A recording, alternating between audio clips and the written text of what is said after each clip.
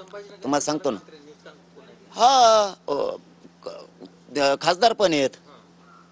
शेवटी समाजाच्या विरुद्ध गेम करायचा दिसतोय असे आम्हाला अंदाज आहे.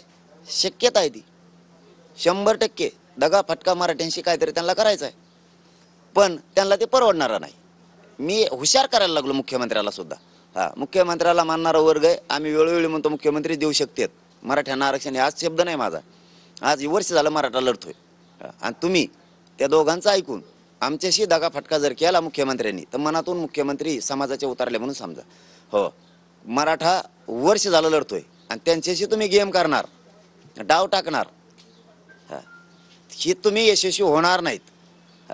होणार नाहीत.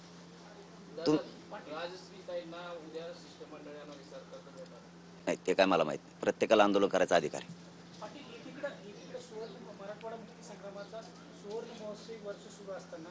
आंदोलन करताय, मात्र त्याच दरम्यान मुख्यमंत्र्यांकडून 3000 कर्मचाऱ्याला जे स्वातंत्र्य सैनिकाचे पाल्य आहेत त्यांना 2 दिवसात कामावून कमी करण्याचे आदेश काढण्यात आलेले. कधी?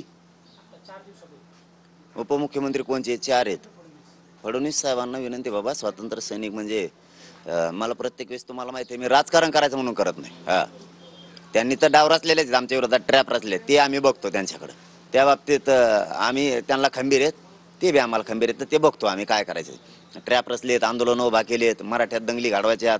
त्यांचा एक जण म्हणतोय बी मणिपूरसारखी परिस्थिती होणार आहे, म्हणजे त्यांना मणिपूरसारखी परिस्थिती करायची. त्याचा अर्थ तसा आहे, म्हणजे देवेंद्र फडणवीसला या राज्यात दंगली घडवायच्यात, रक्तपात करायचा, याच्यावर शिक्कामोर्तब केलेलं आहे. त्यांचेच लोक सांगतात, त्यांचे आमदार खासदार मंत्री सांगतात मणिपूर सारखी परिस्थिती होणार आहे. ते तो लय बोलताना लय भारी सांगत होते.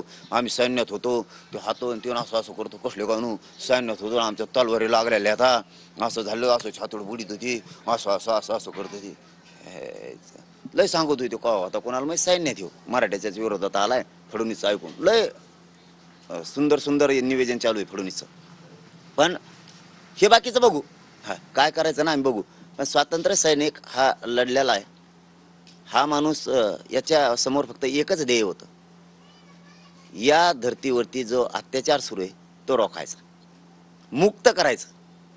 हे राज्य, ही जनता त्या अन्यायातून मुक्त करायची आणि स्वतःचा जीव द्यायला सुद्धा मागं पुढं न बघणारी हे लोक आहेत. यांच्या पाठीवर कौतुकाची थाप पाहिजे सरकार म्हणून, त्यांच्या पाठीवर हात फिरवणारा पाहिजे, म्हणजे बळ मिळतं. तुम्ही त्या लोकांना काढून टाकणार, त्यांना काय मानधन देत असाल ते देणार नाहीत. ही कोणचा द्वेष आहे? त्याच्या जातीचा तर संबंध नव्हता. सगळ्या जाती